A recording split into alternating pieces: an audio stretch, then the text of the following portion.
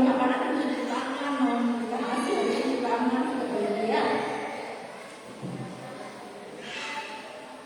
Ya, setelah selain ISPA, selain TB, ada lagi demam berdarah. Pasti sudah semua pada tahu ya demam berdarah itu apa. Jadi demam berdarah kan suatu penyakit yang disebabkan oleh infeksi virus Dengue. Nah, si virusnya ini ada di dalam nyamuk, makanya ketika digigit, virusnya bisa berpindah ke manusia dan manusia sakit demam berdarah. Gejalanya apa aja?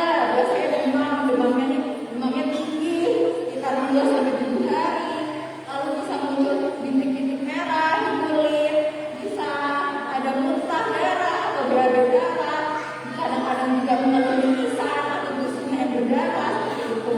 Terus anaknya biasa ketemu nyari keluhan, nyari perut, dan kalau misalkan juga dalam kondisi yang parah atau kondisi shock di mana cairannya sudah berkurang dalam tubuh, anaknya pasti tangannya sudah banyak dingin, lalu penurunan kesadaran anaknya udah bisa seperti itu.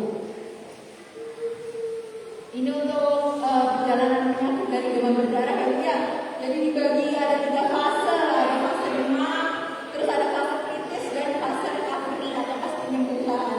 Jadi kalau di hari pertama sampai hari ketiga nih, biasanya demamnya tinggi terus nih, terus. Terus nanti pas sudah hari keempat, hari kelima, demamnya udah turun. Tapi biasanya orang tua kayak, oh udah mau sembuh nih, biasanya ada masuk ke fase kritis. Jadi di fase itu biasanya misalkan kebutuhan cairan tidak terpenuhi, bisa masuk ke kondisi shock, jadi kekurangan cairan, anaknya bisa penurunan kesadaran, terus tangannya atau kakinya kedingin, keringat dingin seperti itu. Dan trombositnya biasanya di sini turun sekali. Tapi nanti udah melewati fase kritis, dia akan membaik, trombositnya bisa naik, lalu anaknya udah nggak ada keluhan lain seperti itu. Jadi untuk demam berdarah sendiri yang dibutuhkan itu emang cairan. Jadi biasanya kalau misalnya dirawat inap, obatnya kan diberikan obat demamnya, kalau ada melawan dikasih obat muntahnya, walaupun penyebabnya virus tapi diberikan antivirus. Karena di sini penata laksananya dicegah agar anaknya tidak kekurangan cairan. Jadi kapan harus ke dokter? Biasanya kan orang tua udah panik sendiri ya kalau anaknya demam tinggi seperti itu. Jadi tadi benar kalau misalkan demam ya dulu sebelumnya. Kalau di rumah ada paracetamol bisa diberikan, dan kompres cairannya. Tapi kalau demam yang udah terjadi atau turun bisa ke dokter. Karena kalau misalkan hari pertama atau hari kedua ke dokter, biasanya cuma hanya diberikan obat penurun demam tanpa dilakukan pemeriksaan darah.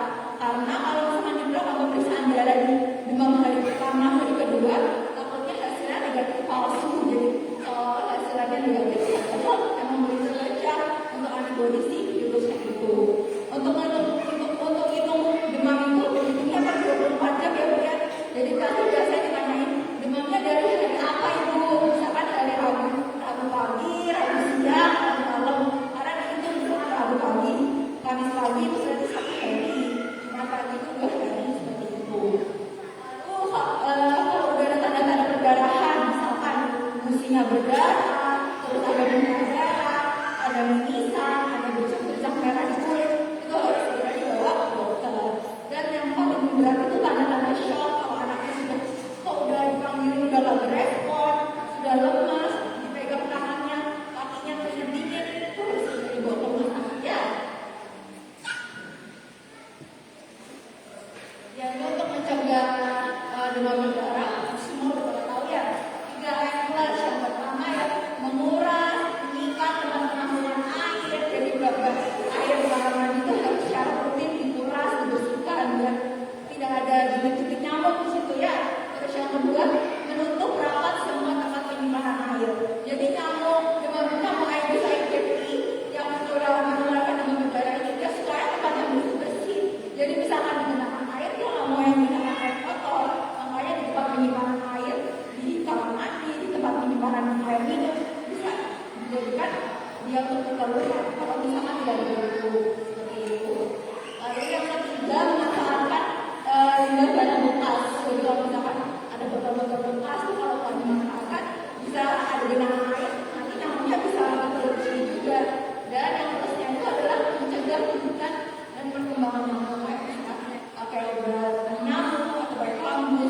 ya.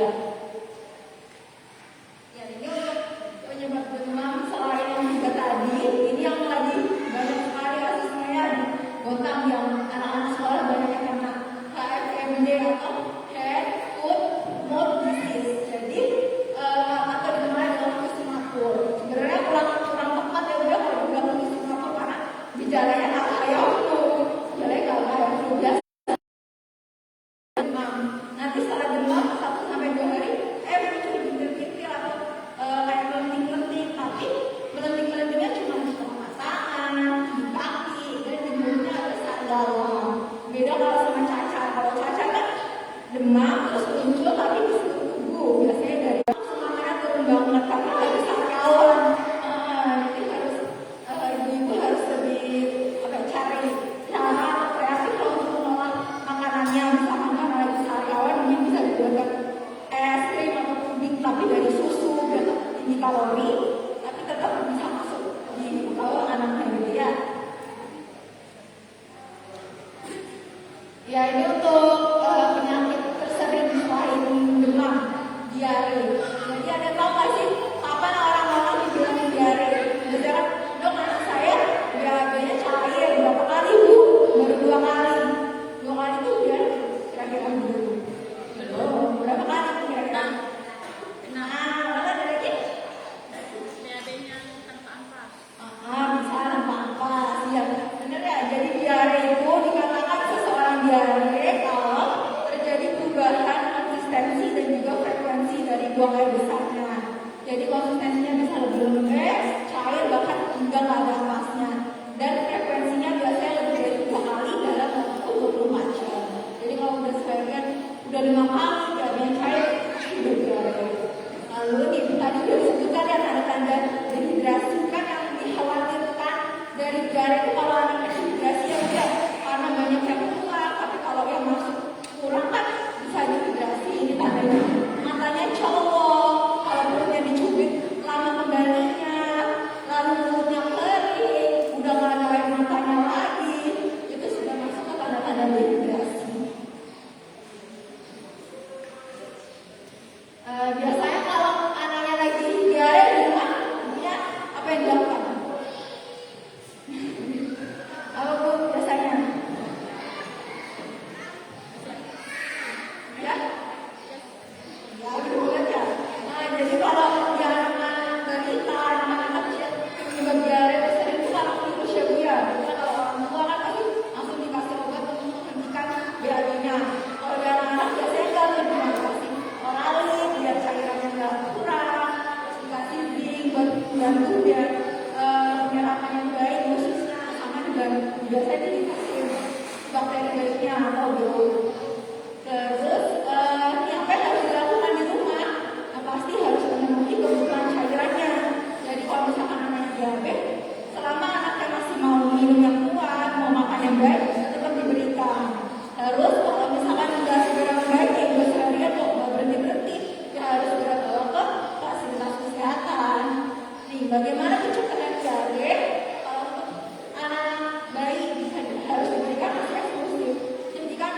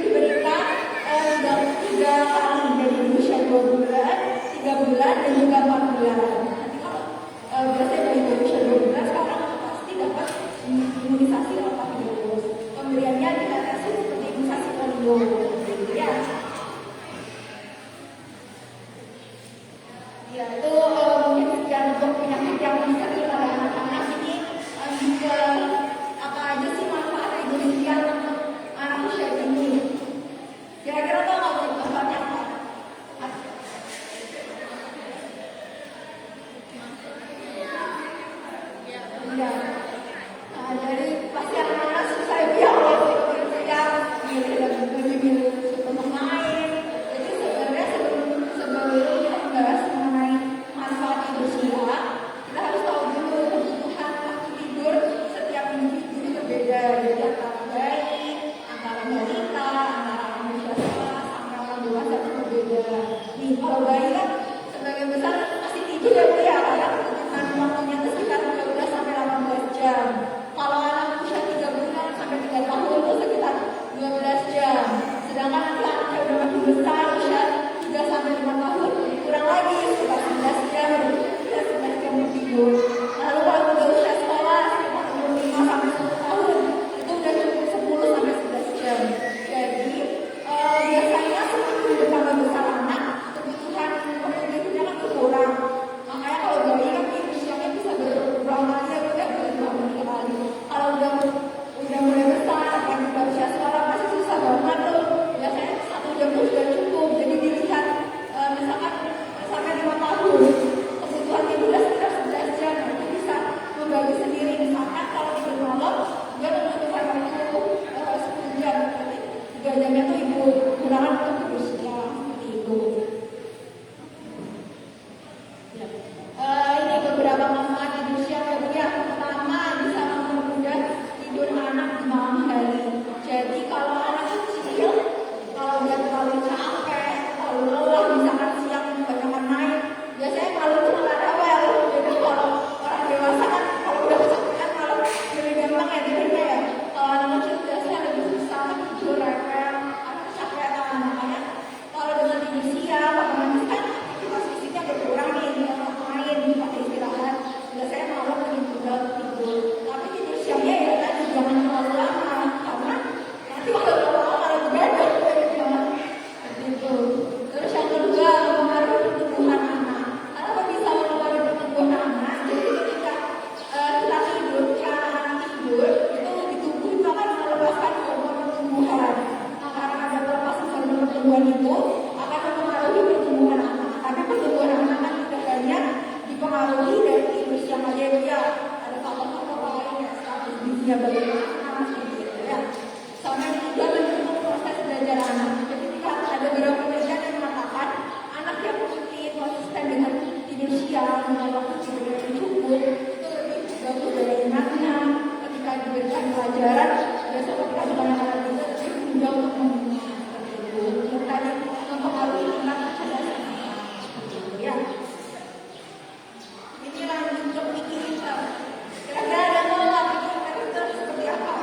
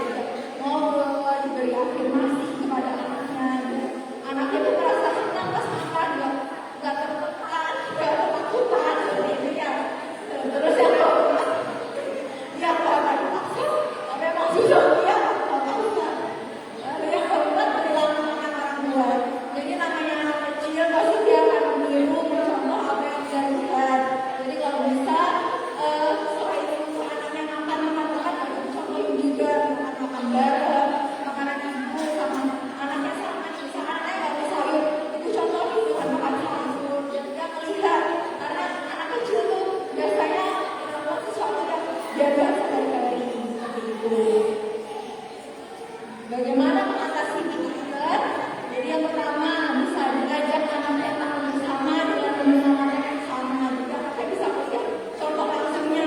Jadi nggak cuma disuruh, tapi dia bisa lihat orang tua ini juga bisa orang tua juga seperti itu. Jadi nggak bisa sekali dua kali langsung ya itu juga harus sabar, harus konsisten seperti itu ya Bu. Lalu yang kedua, sediakan makanan yang lebih bervariasi dan menarik. Jadi biasanya anak-anak tuh kalau misalkan udah ada makanan yang dia suka, terus ibu-ibu kan udah sukanya ini dan kasihnya aja biar ribet biar teman-teman. Jangan dia kalau bisa bervariasi dan ganti menunya biar dia lebih tahu rasa berbagai macam makanan. Jadi kalau pas mencoba makanan baru kita menolak seperti itu. Lalu ketiga, bisa melibatkan anak dalam menyiapkan makanan. Yang keempat, tidak memberikan interaksi negatif pada anak kita. Kalau misalkan pas makan tuh sambil semangat, sambil beraktivitas yang positif, jangan dipaksa, jangan dibuat anak itu ya, jangan disekolah kayak gitu. Pasti anak-anak tuh kalau misalkan ada kejadian seperti itu, dia merasa kalau dia akan tidak menyenangkan, dan pasti mungkin susah dia makan. Kita diberi afirmasi agar anak merasa nyaman. Jadi misalkan ibu udah memberikan makanan tapi gizi, harus tetap memberikan afirmasi. Jadi kayak udah pintar, udah coba dengan satu, besok dicoba lagi ya, gitu ya. Harus konsisten ya harapannya ya anaknya biar mau coba seperti itu.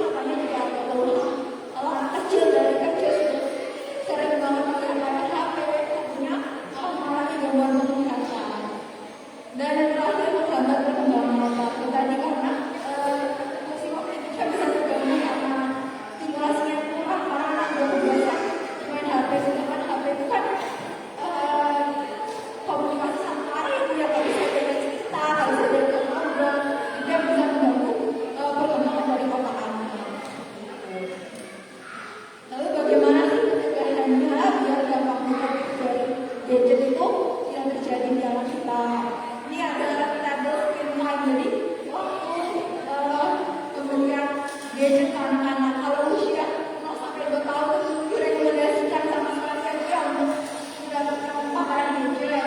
Terus kalau 2 sampai 3 tahun itu 30 menit sehari dengan games yang edukatif. Jadi 30 menit sehari bukan berarti dikasih ini 30 menit. Jadi cicilan pagi 10 menit, sampai sore 10 menit gitu. Jadi nggak langsung diberikan 30 menit. Nanti kalau usia 3 sampai 5 tahun bisa 1 jam sehari dengan games yang diberi oleh anak, tapi harus dibawa ke kawasan anak tua. Kalau udah di atas 5 tahun itu maksimal 2 jam sehari. Untuk pencegahannya biar nggak terkena dampak negatifnya, pasti jauhkan gadget dari jangkauan anak-anak. Orang kan nggak semua usia boleh masuk terkena paparan gadget. Jadi kalau bisa ya HP disimpan di mana anak-anak tuh nggak bisa menjangkau sendiri. Jadi nggak sembunyi-sembunyi nonton tiba-tiba nonton HP gitu. Terus atur jadwal screen time jadi sesuai dengan rekomendasi ini. Lalu bisa ngatur misalkan oh ya pagi dikasih waktu sekitar 10 menit, nanti sore 15 menit seperti itu. Dan rutin permainan secara fisik. Jadi kalau dulu kalau belum ada gadget kan pasti lebih seringnya main sama teman atau main sama ibunya.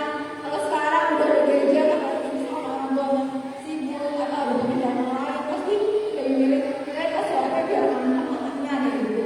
Jadi kalau bisa ya penggunaan gadgetnya sesuai dengan rekomendasi waktu itu, bisa di lain waktu bisa diajak main anaknya, main yang lain, jadi nggak hanya mainan gadget saja. Terus berikan contoh langsung kepada anak. Ini yang maksud saya lihat kalau di rumah ibunya nggak main HP, main sama anak aja, ntar pas ibunya main HP anaknya bisa bilang ibu main HP, saya nggak boleh gitu. Ini yang bisa tadi ya, kami anak-anak pasti mencontoh aja kalau bisa kalau pas lagi waktunya bermain ya bermain dulu sama anak. Kalau pas anaknya udah tidur bisa main HP-nya seperti itu ya. Ya, baik mungkin itu saja yang bisa saya sampaikan. Mohon maaf untuk kurang dan lebihnya. Jika ada yang ingin bertanya atau ada yang kurang jelas, bisa dipersilakan ya. Iya. Bagaimana ibu semua? Terima kasih ya penyampaian dari Dokter Cindy. Masih semangat kita? Masih pagi hari ya, masih jam 9 ya. Masih semangat semuanya? Semangat pagi. Masih lemes ya ternyata ya. Atau ngantuk atau bisa berserak materi dari Dokter Cindy? Bisa ya, tak ngantuk ya. Ya, lebih semangat pagi dong. Semangat pagi. Terima kasih sudah semangat mengikuti pemaparan materi dari Dokter Cindy dari awal pemaparan materi sampai selesai pemaparan materinya. Baik, untuk sesi selanjutnya yaitu sesi tanya jawab, saya persilahkan kepada Ibu, Bapak, apabila ada yang mau ditanyakan, saya silakan 3 pertanyaan terlebih dahulu di sesi pertama. Silakan langsung angkat tangannya aja. Ada yang mau bertanya? Iya.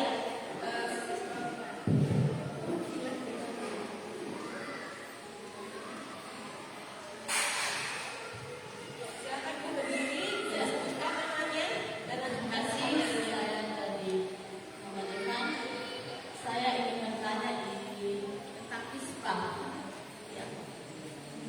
Di situ kan sudah dijelaskan tentang ISPA. Nah, yang saya mau tanyakan adalah cara penyebaran ISPA itu melalui apa saja selain dari yang dokter kami jelaskan ya. Ya, misalnya. Silakan. Dan satu lagi tentang TBC. Nah, selain dari penjelasan di atas tadi, bagaimana cara mendeteksi apakah ada TBC pada anak tanpa gejala khususnya anak-anak di bawah umur 2 tahun sampai batas kecuali dari batu yang penjelasan dan dokter yang tadi yang menjelaskan kepada Ya, baik, terima kasih ya Ibu ya atas pertanyaannya ya. Dilanjutkan pertanyaan kedua atau mau dijawab dulu Dokter? Oh, dijawab dulu, baik ya. Langsung dijawab oleh Dokter Cindy. Saya silakan Dokter Cindy. Ya. Oke, terima kasih Bu atas pertanyaannya. Jadi untuk penyebaran ISPA kan tadi bisa jelaskan infeksi saluran pernafasan akut. Jadi penyebarannya itu saling droplet. Jadi ketika batuk, ketika bersin, misalkan dari ingusnya, terus ke orang lain itu bisa terjadi penularan.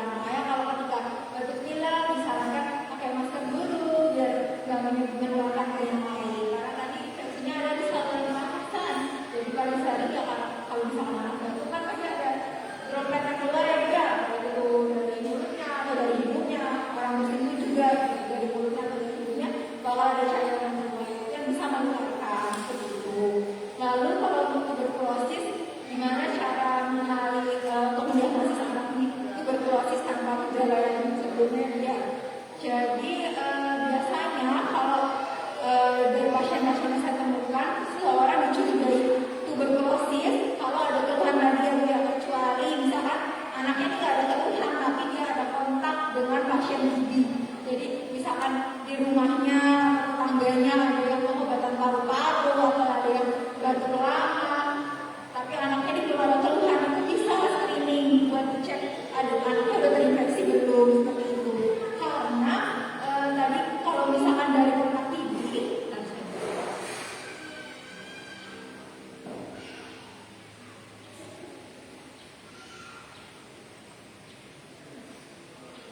iya, yang paling atas kontak TB. Kalau misalkan dia ada kontak nih dengan orang yang dengan pengobatan TB, biasanya kalau orang dewasa untuk mengetahui dia terinfeksi TB atau enggak, itu dicek dahaknya, buat tahu dahaknya itu ada kuman atau enggak. Nih, makanya kalau misalkan dia kontak dengan orang yang pengobatan TB dan di dahaknya itu positif kuman, itu skornya 3. Terus kalau misalkan ada laporan keluarga, dia kontak bisa mengajar, tapi nggak tahu hasil BTA-nya, entah dia nggak pernah berobat atau pas dicek nggak tahu apa hasilnya, itu udah dapat skor di kelas 2. Jadi kalau misalkan anak-anak ada riwayat kontak, bisa juga vaskes buat screening seperti itu lagi. Jadi nanti balik lagi ke skor yang tinggi. Kalau misalkan dia cuma ada kontak tinggi aja, yang lainnya negatif, berarti kan skornya kalau nggak 2 atau 3 itu ya, itu belum bisa didiagnosis tinggi. Jadi skor didiagnosis tinggi kalau skornya seperti itu. Jadi selain dari kontak tinggi, kalau yang lainnya itu biasanya bergejala sih, yang saya itu berat badannya susah naik. Misalkan anaknya mau aja makan, makannya mau aja, tapi kok nggak naik atau naiknya tuh sedikit banget nggak sesuai targetnya, itu bisa juga dicurigai seperti itu ya. Misalkan anaknya nggak ada batuk nih, tapi berat badannya nggak naik, terus ada di rumah ada di tetangga dia batuk-batuk lama, itu bisa membawa vaskes sebagai screening seperti itu ya. Bagaimana Ibu? Bagaimana Ibu? Penjelasan Dokter Cindy sudah jelas. Baik, untuk pertanyaan selanjutnya bagi ibu-ibu atau bapak-bapak, jika ingin bertanya dengan atas materi tadi yang disampaikan oleh Dokter Cindy, disilahkan. Ya, baik Ibu.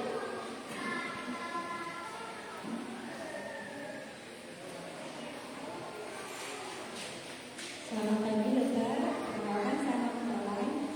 Saya mau bertanya seputar demam. Anak saya sekarang di sini adalah kalau demam dia cenderung demam tinggi, bisa sampai 39,5 sekian, tapi dia masih aktif. Memang saya sudah banyak konsultasi ke dokter dari spesial dan ADHD, tapi ada kecenderungan bahwa anak yang aktif walaupun demam tinggi dia memang masih beraktivitas berlebih. Nah, selama ini setiap demam tinggi, ketika paracetamol sudah dilakukan, kalau saya dulu UGD tindakannya selalu dikompres, lalu dimasukkan obat penguat tidur. Kalau saya misalnya dokter, karena dulu kan belum kuliah sendiri, jadi kalau misalnya sakit saya dalam waktu malam saya bisa bawa UGD. Sekarang kan ada adiknya kendala, terus saya mau bayar UGD. Kalau saya mau pakai itu sendiri di rumah, karena saya kan keluar setiap demam tinggi, harus kalau mengobat saya bawa UGD, tindakannya pasti kompres, masuk obat mata, udah sekitar dilihat beberapa waktu baru pulang.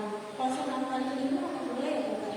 Lalu saya mau nanya, seandainya bisa obat untuk yang dalam tubuh itu saya stop, penyimpanannya harus bagaimana? Karena saya belum pernah konsultasi ke saya terima kasih.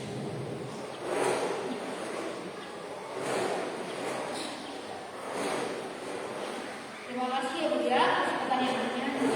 Ya, memang ada obat penurun demam yang maaf diberikannya lewat gugur. Itu tujuannya dia demamnya cepat turun karena pemberian obat secara oral lewat mulut dan secara gugur lebih efeknya lebih cepat terasa kalau lewat gugur. Makanya biasanya anak-anak kalau di IGD kalau dengan demam 39 pasti dimasukkannya lewat situ.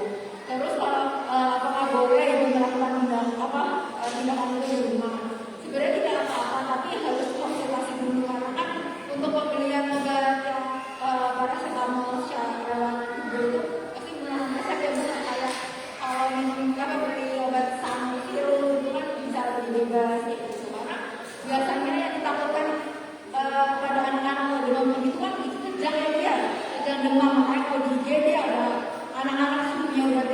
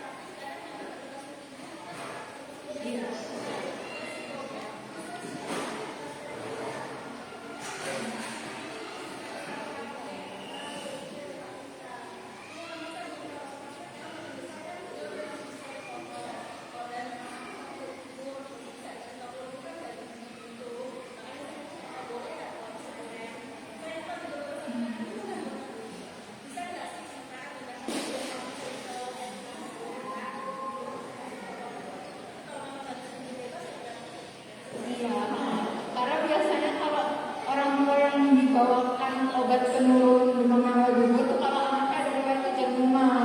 Karena kalau anak riwayat kejang demam itu biasanya nggak mesti suhunya 39 baru kejang. Biasanya kan ambang batas setiap anak beda-beda. Ada yang suhunya cuma 37,8 sudah bisa tidur kejang. Makanya kalau ada riwayat kejang, demam sedikit harus segera diturunkan seperti itu. Terus tadi ibu bilang kalau misalkan minum obat paracetamol yang minum kadar kemudian tinggi.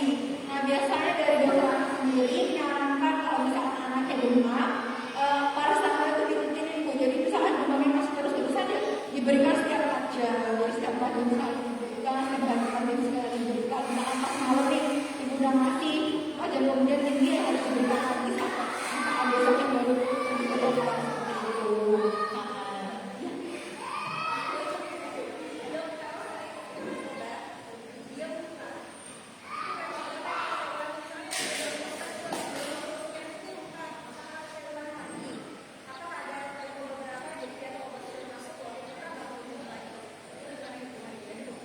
Itu masih habis memang diberikan langsung dimakan.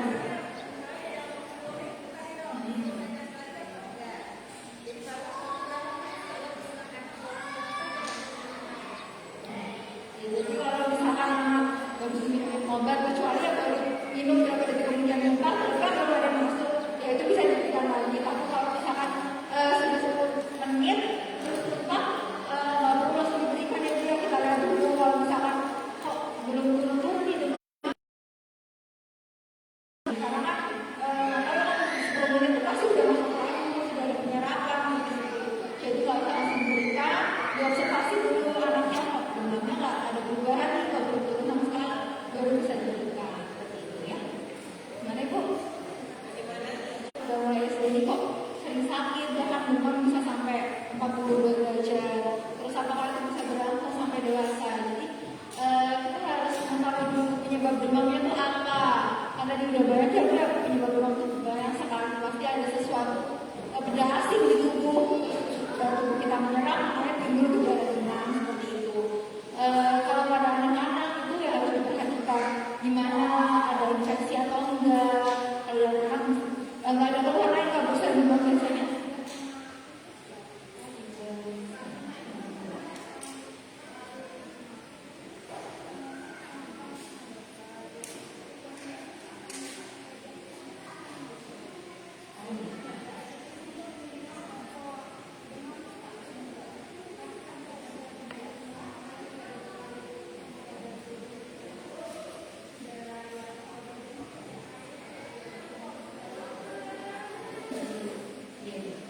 Sebelumnya ada riwayat tipes ya dia, ya itu kan tipes atau demam tifoid itu pasti demamnya tinggi biasanya lebih dari 5 kali.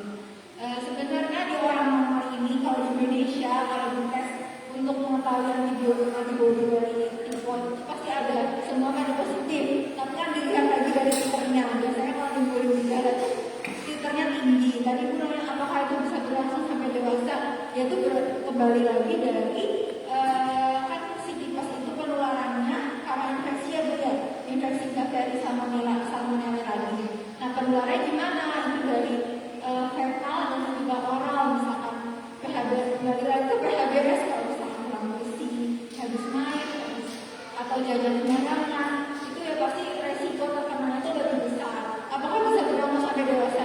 Bisa kalau misalkan tadi PHBS tidak dijalankan atau misalkan sering jajan sembarangan, itu pasti bisa karena namanya tifoid kalau udah terinfeksi pasti misalkan dicek walaupun orang sehat ini pasti bakal terdeteksi. Karena di Indonesia ini kan nggak sebersih kalau ibaratnya ya udah pasti semua orang sehat kalau dicek pasti ada deteksi antibodi dari kuman tifoid tadi.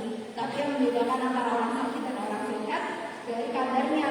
Kalau misalkan sakit pasti tinggi, makanya biasanya anak itu ada demam, muntah, mencret ataupun bahkan susah BAB.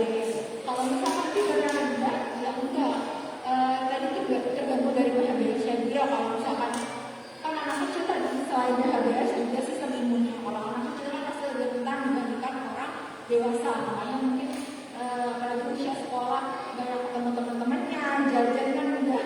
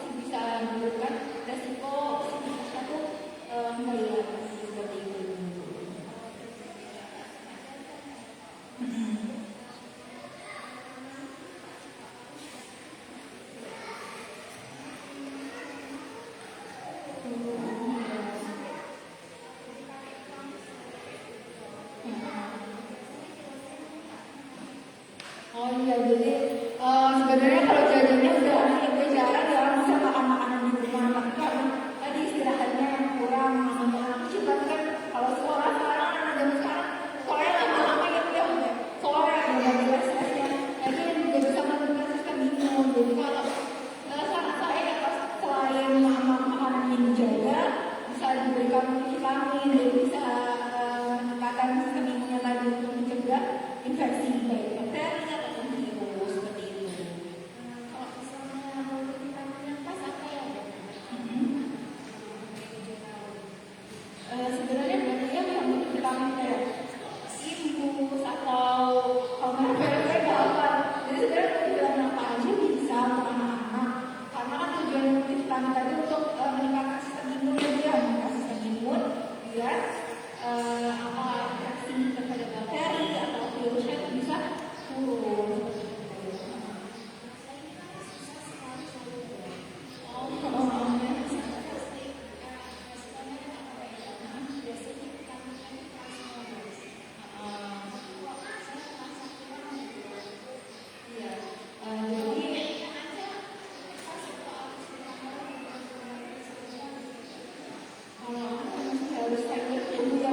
Sering banget kayak orang tua bilang karena saya kalau makan dengan vitamin kan penyebab kalau makan juga berarti kasih vitamin masalah dia harus tetap makannya itu yang seimbang jadi kebutuhan karbohidrat dan terpenuhi proteinnya vitamin dan sayurannya itu harus tetap terpenuhi jadi nggak bisa cuma mengandalkan vitamin saja karena vitamin itu cuma pendukung jadi yang utamanya kan dari makanannya dari gimana karbonya proteinnya terus vitaminnya bagaimana jadi nggak bisa cuma dari vitamin yang obat-obatannya seharusnya itu nggak bisa jadi kalau bisa ya makan sayurnya terus Saya ini dok soalnya sudah makan siang kan di semua tapi kalau sarapan itu kita tuh kalau makan di rumah ada siapa yang kalau enggak yang masih kok gitu kalau sarapan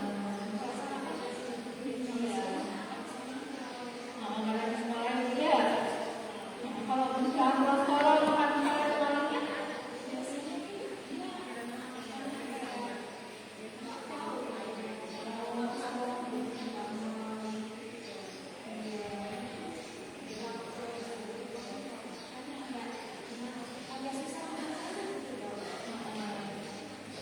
tapi kalau sebenarnya bisa jadi itu sesuai dengan usianya.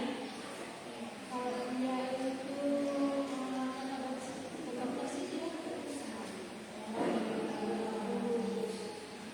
Ya, kan kalau anak itu udah dari stasiunnya dia giginya, dari tinggi badannya, dari usianya.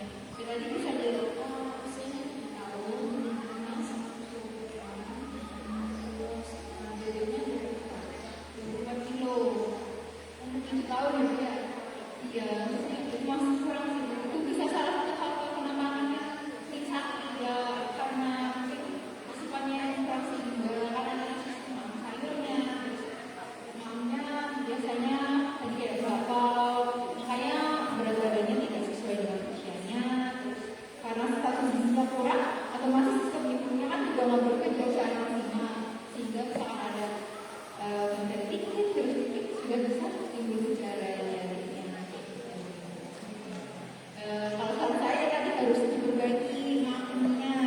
Emang susah ya, itu udah SD kan udah bisa jawab kalau bisa makan ini, tapi harus konsisten misalkan mengenalin sayur sedikit biar belajar karena kan masih SD biar belajar nanti biar pas gede sama masih bisa makan sayur nggak sama sekali nolak. Ya Bu. Bagaimana? Sudah jelas ya Bu ya atas jawaban dari dokter Cindy. Baik, karena masih ada waktu, saya buka sesi yang kedua. Mungkin ada pertanyaan untuk selanjutnya, boleh? Oh iya, baik Bu.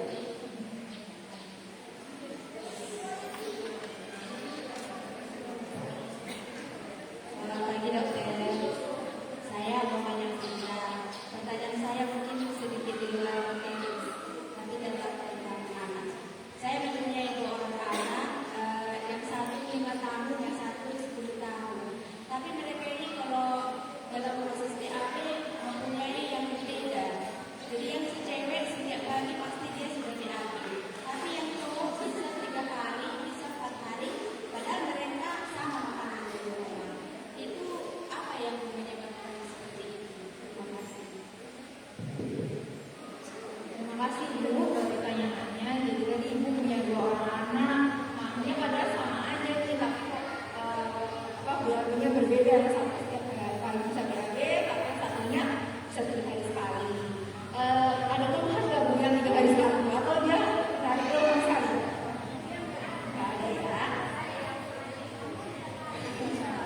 Iya. Nah, tapi pas BAB anunya nggak beda, apa biasanya nggak keras, sama aja. Nggak kemarin ngerti yang pesatnya enggak ya. Ya jadi kenapa bisa beda padahal makanya sama aja ya, sama sama pokoknya. Karena kan namanya proses pencernaan tubuh setiap individu itu berbeda ya Bu ya. Selama anak itu yang cowok yang ada keluhan misalkan nggak ada kembung, masih bisa buang angin atau BAB-nya nggak keras, misalnya masih lembek, dia nggak ingin ngurus sama sekali, masih normal aja. Kecuali kalau tiba-tiba perutnya udah berubah, buang anginnya susah, atau pas BAB itu keras sekali, sampai dia mengejar, kekurangan serat seperti itu. Karena kan setiap individu juga pasti kebutuhan seratnya juga berbeda. Misalkan kalau misalnya ternyata dia dengan serat segini, BAB-nya masih keras, itu perlu ditambah lagi. Tapi selama dia nggak kan masih normal aja. Sama-sama Bu. Bagaimana itu? Sudah puas ya dengan jawaban Dr. Cindy. Untuk selanjutnya mungkin ada pertanyaan? Boleh, silakan. Oh iya.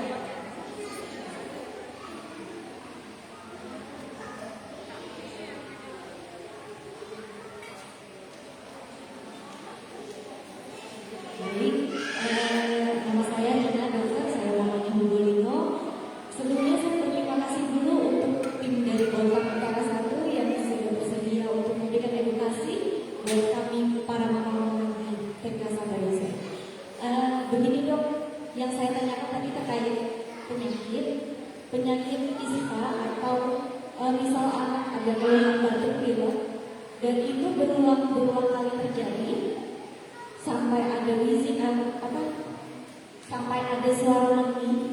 Jika itu berulang terjadi, apakah ada dampak ke depannya pada paru-parunya?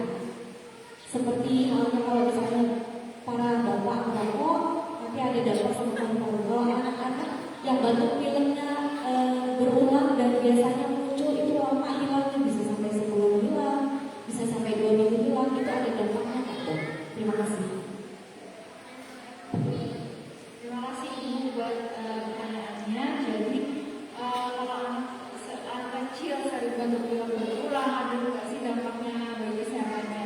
Kalau Ibu tadi bilang, misalkan anaknya ada batuk pilek, terus ada wheezing atau menggigil di paru-parunya, kan paling sering kalau ada tanda suara nafas tambahan yang itu biasanya mengarah ke asma. Itu biasanya dokter pasti nanyakan di keluarga ada yang riwayat asma atau enggak, ada riwayat alergi atau enggak. Alergi itu nggak mesti gatal-gatal, jadi bisa bentuknya gatal-gatal atau tiap pagi bersin-bersin atau ada batuk terus-terusan, misalkan kena udara dingin jadi batuk-batuk, udara dingin jadi bersin-bersin, bisa dicurigai kalau itu ada alergi seperti itu. Ada dampaknya nggak sih untuk jangka panjang? Jadi dilihat dari penyebabnya. Kalau misalkan dia asma, ya pasti dampaknya itu bakal ada penyempitan dari saluran nafasnya. Kan asma itu ada penyempitan di saluran pernafasan, makanya ketika nafas ada sekarang saluran nafasnya sempit. Dampaknya yang ditakutkan ya kalau misalkan sesak bebas seperti itu. Tapi kalau misalkan penyebabnya karena alergi dan biasanya keluhannya cuma batuk pilek ringan, nggak sampai sesak, sebetulnya ada dampak serius dari keluhan tersebut paru-paru anaknya. Terus kalau merokok itu kan kalau anak tanpa rasa merokok kan sudah bisa dikategorikan sebagai perokok pasif ya dia perokok pasif. Ya dampak jangka panjangnya sama seperti orang perokok aktif. Dari bahan kimia itu kan banyak sekali dampaknya. Kalau yang kita paru-paru kan sudah terkait merokok ya pasti ada keganasan di paru-paru atau paru-paru. Itu kan dampak yang jangka panjang. Ya sama antara anak yang tanpa rasa rokok atau misalnya kalau rasa rokok atau kenalan rokok itu dampaknya dan dampak jangka panjangnya itu sama. Kalau itu jangka panjangnya ya tadi anaknya pasti sering kena infeksi, sering batuk pilek, sesak, demam. Anak-anak biasanya anak-anak yang sering pneumonia berulang, pasti sering merasakan di rumah ada rokok atau enggak. Karena anak itu tuh kan sering kena flu.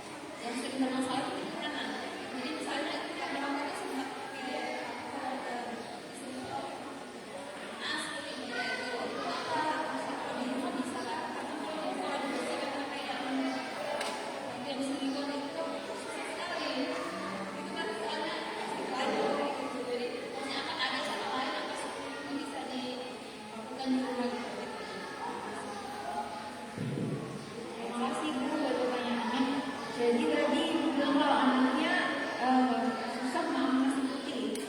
Jadi selain makan nasi putih, kurang lebih dari kecil kan. Jadi selain nasi goreng biasanya makan mie. Oh iya. Jadi kalau misal tadi misalnya kalau dengan jangka panjang, baik gak sih? Ya sebenarnya kalau baik ya karena kan nasi goreng kan ada minyaknya. Kalau minyaknya kan yang dibutuhkan dari nasi itu kan harus sebenarnya biasanya kan kalau kita jual dari nasi goreng kan banyak karbohidrat dan dapat masih makan juga tinggi minyak dari minyaknya itu. Kalau misalkan anaknya sama sekali nggak mau nasi ya, kan selalu mencari karbohidrat yang lain. Selain ini kentang, terus juga bisa karbohidratnya sama sekali nggak mau nasi. Ya. Iya, jadi kalau misalkan menggunakan apakah boleh dong diberikan terus-terusan nasi goreng? Kalau boleh, karena kan yang dibutuhkan karbohidratnya kalau diolah jadi nasi goreng, yang didapatin nggak cuma karbohidratnya, pasti banyak lemak dan kolesterolnya. Seperti itu ya kalau bisa jadi makanan seperti itu. Kalau enggak ya ini harus mencari jenis karbohidrat lain yang mungkin disukai anaknya seperti itu. Karena nggak mungkin berkepanjangan cuma bisa makan nasi goreng aja kan. Dari kecil ya saya mengajari takutnya kita pas dewasa nggak bisa sama sekali makan nasi putih. Maksudnya makan nasi goreng terus tiap hari. Jadi ya terus sama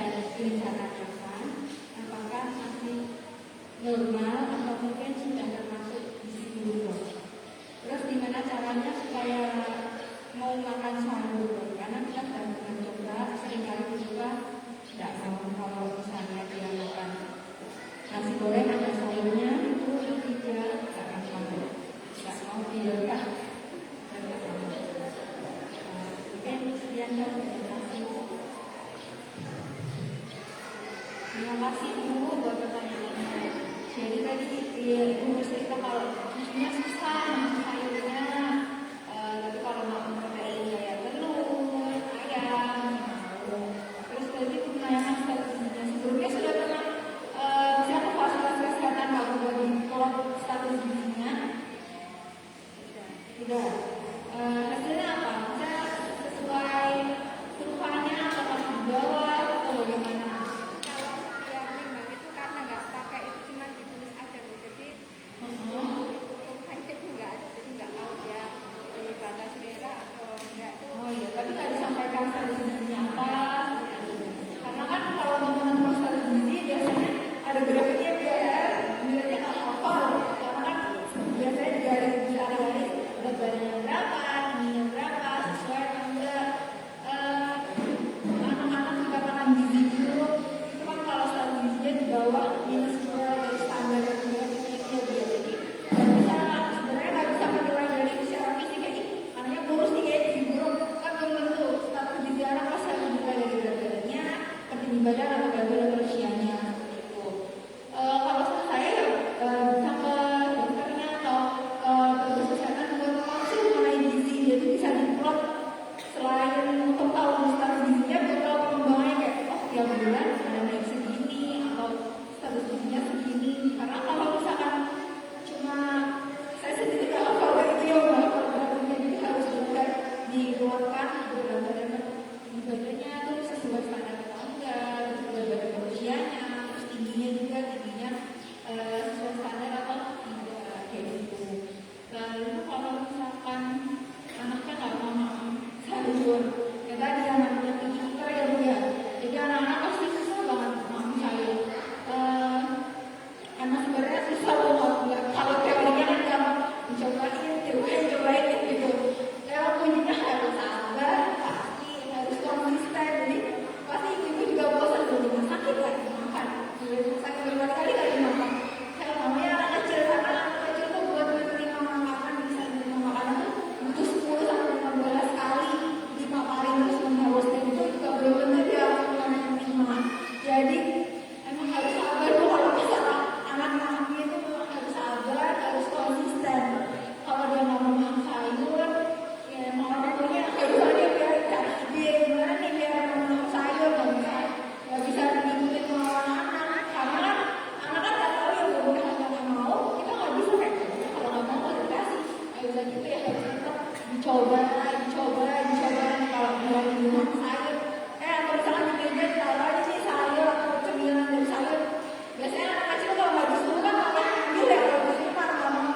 Siapa tahu anaknya mencicipi tawaran, katanya enak gitu. Jadi kalau masalah susah makan, dan juga itu harus sabar, harus konsisten, harus berulang-ulang. Karena anak kecil nggak bisa sekali bakal dia mau orang dewasa. Orang dewasa sama kalau yang sudah gede nggak suka makan, biasanya kan kecil dia juga udah terbiasa mencoba, mereka suka nggak mau sama sekali. Jadi mumpung ini masih SD, masih kecil, bisa dipakai terus menerus ya harapannya biar anaknya mau makan. Kalau masalah status gizi tadi, kalau bisa langsung misalkan ke kasusnya, konsul dengan dokternya, tapi sesuai nggak sih? Jadi bisa dikeluarkan dari tahu berat badannya itu sesuai atau enggak, berat badan usianya juga sesuai atau enggak, tinggi badannya juga apakah masuk kategori stunting atau enggak, seperti itu. Karena kalau secara fisik apa cuma dilihat dari usianya saja harus ukur ya,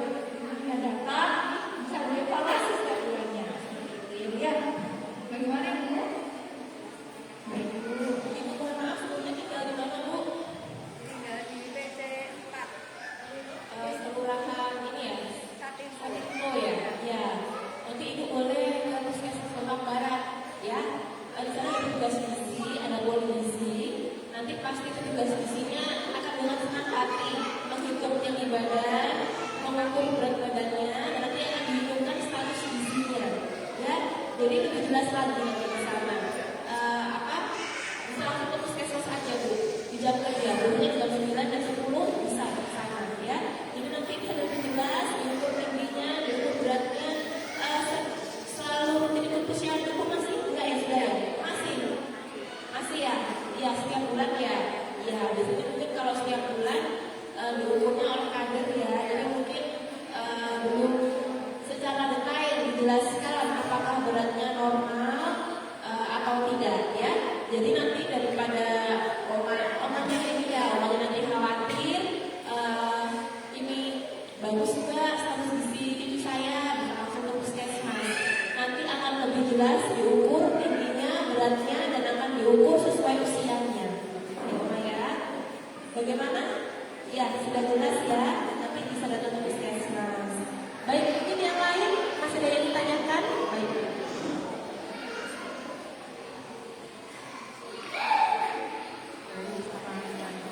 Saya mau nanya Ustaz, saya mau tanya, setiap pagi itu kalau habis matikan AC itu bisa selalu Mic-nya tinggi. bersih sama kalau mau berangkat ke sekolah itu minyak gitu kalau pagi sama setelah kalau jam dari jam berapa soalnya kalau bisa itu tidurnya nggak pernah yang berani.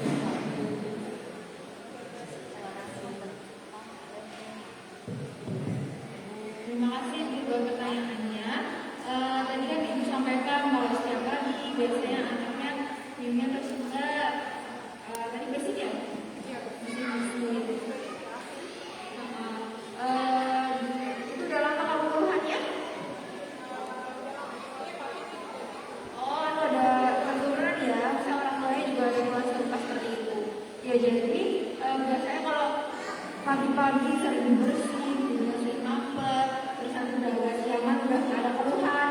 Itu biasanya penyebabnya karena alergi ya Bu ya. Jadi alerginya paling sering ya bisa alergi dingin atau debu. Kalau anak-anak tuh kalau misalkan banyak bonekanya atau di rumah ada peliharaan kayak kucing, kayak anjing, itu bisa mencetuskan terjadinya alergi. Jadi kalau misalkan tadi disampaikan, kok AC-nya udah dicuci, udah lagi kita kok masih bersih-bersih, ya kemungkinan dia alerginya karena dinginnya bukan karena debunya. Jadi makanya setiap pagi dia bersih-bersih tersumbat, tapi kan siangan dikit udah hilang keluhannya kayak gitu. Kalau namanya ada alergi, biasanya dari orang tua kalau keturunan biasanya anaknya kemudian bisa alergi. Terus kalau alergi sendiri, apakah sampai dewasa? Itu kan alergi timbul oleh sistem imun tubuh ya kan. Apakah sampai dewasa berproses seperti itu balik lagi dari sistem imunnya. Biasanya ada yang anak kecilnya sering banget bilang sering bersih-bersih, nanti gede kok jauh sendiri kayak gitu. Jadi nggak bisa dipastikan seperti itu. Apakah sampai dewasa, apakah dewasa udah terus mengenai oh ya jadi kalau dari literatur yang saya baca sebenarnya nggak ada yang menjelaskan usia baiknya jam berapa, jam satu, jam 2 atau sore atau kalau bersih di jam segitu malamnya dia tidurnya cepet tepat aja ya, saya nggak begadang ya. Jadi kalau sementara dia misalkan jam 4 sampai jam 5 dia tidur, tapi malamnya tetap tidur cepet, ya nggak masalah. Sebenarnya nggak ada patokan usia harusnya dari jam segini sampai jam segini. Yang penting jam tidurnya tadi, jam tidurnya tadi nggak kelebihan dan juga nggak kekurangan, sesuai aja yang masalah. Jadi asalkan yang nggak baru tidur ya Bu, tapi kan malam dia bakal tidur di mana kalau tidur selama dari siang sampai sore. Kalau misalkan malam dia tidurnya aja, tidurnya cepet aja, pagi juga bangunnya nggak susah, itu berarti nggak ada masalah seperti itu ya. Bagaimana Ibu? Jelas? Terima kasih ya atas pertanyaannya. Mungkin masih ada yang mau bertanya? Boleh, kalau masih ada yang mau ditanyakan? Atau sudah cukup? Sudah cukup? Ada yang mau ditanyakan lagi?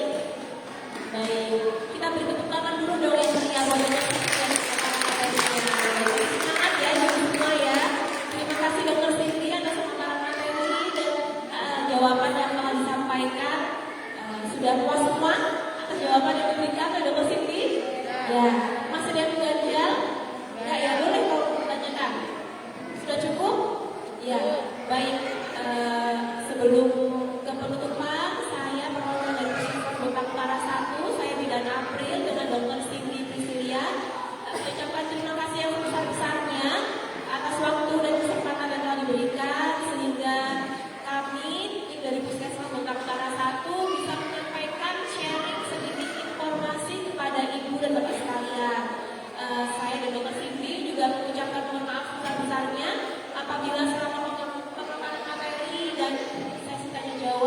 Dr. Cindy dan saya ada kurang lebihnya, mohon dimaafkan. Saya ucapkan terima kasih yang sebesar-besarnya. Waktu dan tempat saya kembalikan kepada Ibu MC tadi ya. Ya, terima kasih. Terima kasih atas pemaparan materi dan pertanyaan-pertanyaan dari orang tua murid-muridnya. Luar biasa, saya memantau dari belakang antusiasnya luar biasa. Suster Ernesta, Suster Cornelia mohon izin karena antusias kita beri hadiah untuk teman-teman. Luar biasa. Hadiah ini kita bertepatan dengan bulan Oktober di Gereja Katolik Putra dan Bulan Rosario. Dapatlah Rosario. Yang baik apa kalau suster ini ya? Ada Rosario dapat juga stiker anak. Jadi mama dapat, anaknya pun dapat ya. Jadi stikernya suster, stiker yang panjang. Oh ini ya. Baik, isi stikernya itu tentang peristiwa-peristiwa Tuhan Yesus ya, dari sengsaranya, wafatnya, dibangkitkannya, dan kelahirannya. Nah, pas sudah peristiwa Rosario-nya ya. Terima kasih. Terima kasih. Baik. Sudah semua kan suster? Ibu sudah dibagikan. Oke.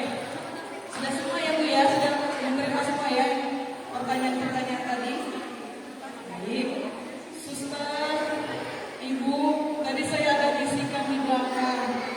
Miss Vera, mohon maaf saya banyak terlambat. Boleh nggak ya aku pulang kembali?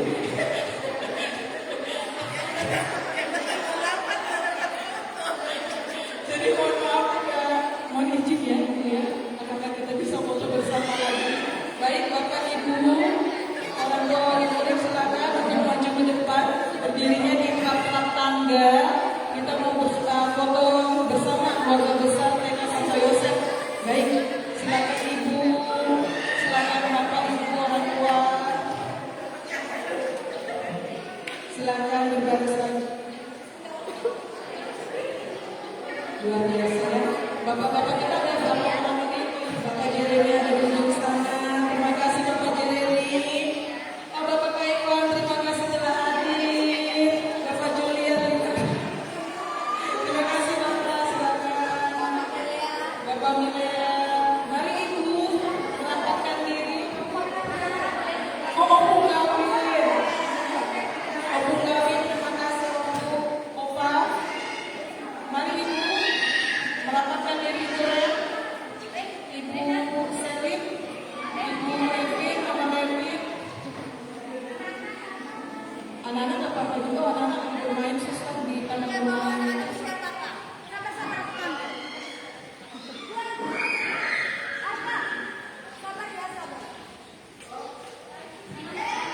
Mau dipanggil juga anak-anaknya ya. Kita mau yel-yel apa kok susternya?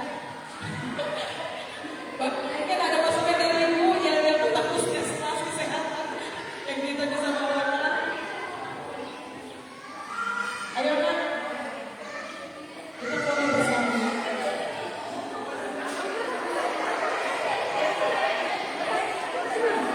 Tangannya di bawah. Lempit Pak.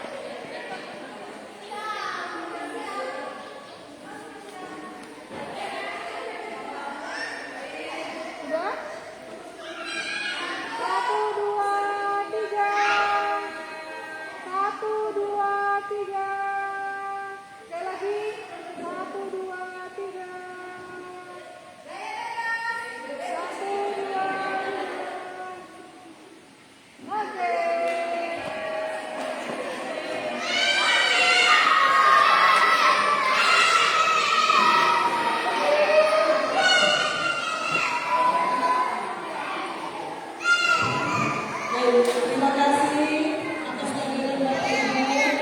Terima kasih atas pemaparan materinya Ibu.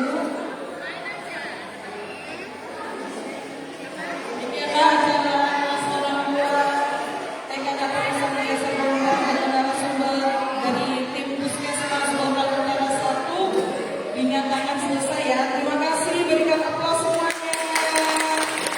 Terima kasih. Perhatian untuk orang tua mungkin bisa standby di sini, ada tambahan lagi untuk perihal kegiatan hari Kamis. Banyak yang bertanya, banyak yang japri perihal hari pangan sedunia. Itu makanannya diapain, itu diapain.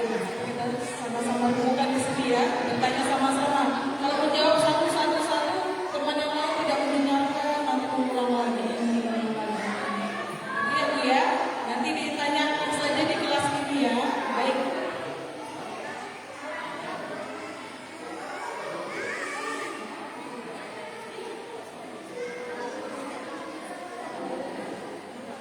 Baik, mohon izin Ibu Frida Suspendisi silakan untuk menjelaskan hari pangan, kegiatan hari Kamis. Ya.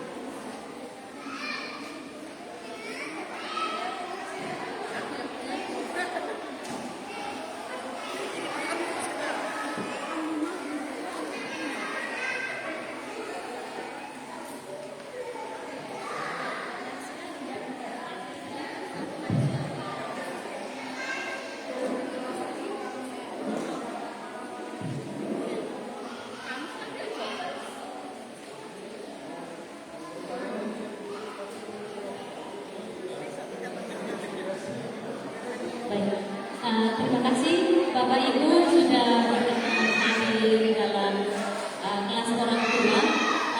Tambahan informasi untuk besok hari Kamis adalah Hari Pangan Sedunia yang diadakan oleh PAUD Santo Yosef Bonang di tempat ini besok. Karena saya juga baru di sini, yang TKB mungkin sudah berpengalaman yang tahun kemarin.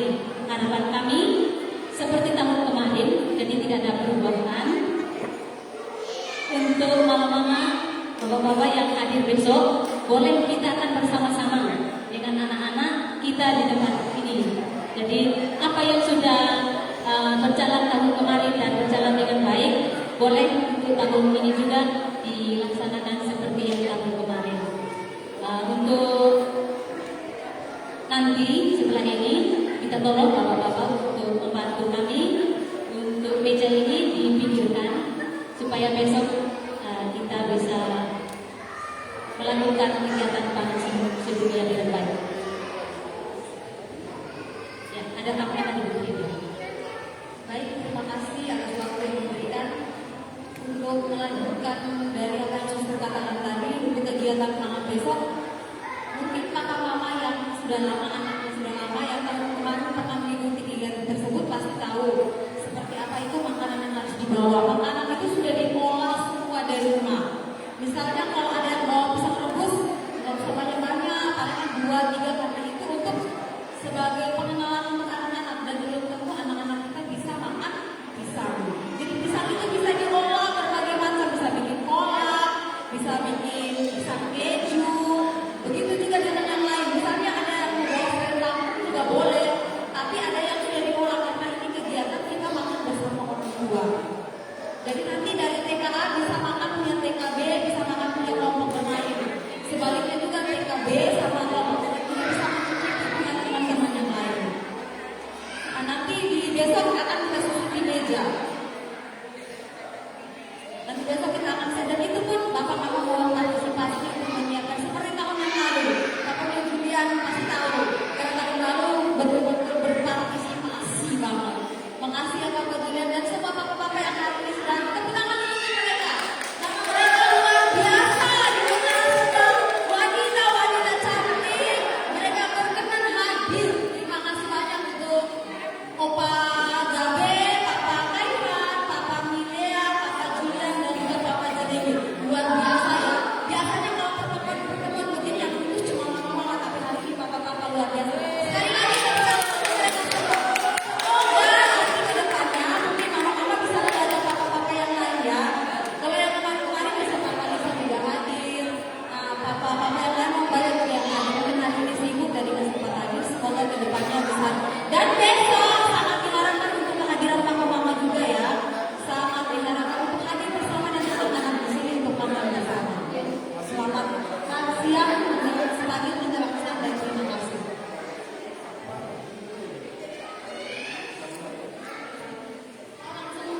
Oh baik Bapak Mama, ada bisikan dari samping Kak Eka berbisik minta tolong bantuannya sekalian langsung mempersiapkan untuk besok mejanya bisa digeser ke samping jadi besok tidak terlalu merepotkan. Besok tidak terlalu merepotkan.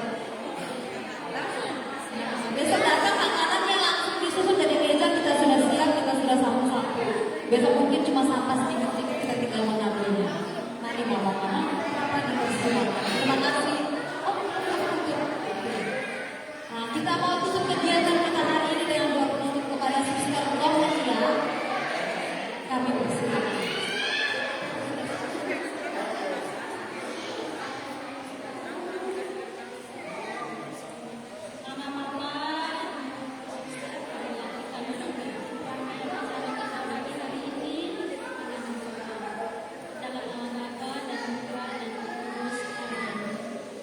Tuhan Bapa yang Maha Pengasih, limpah syukur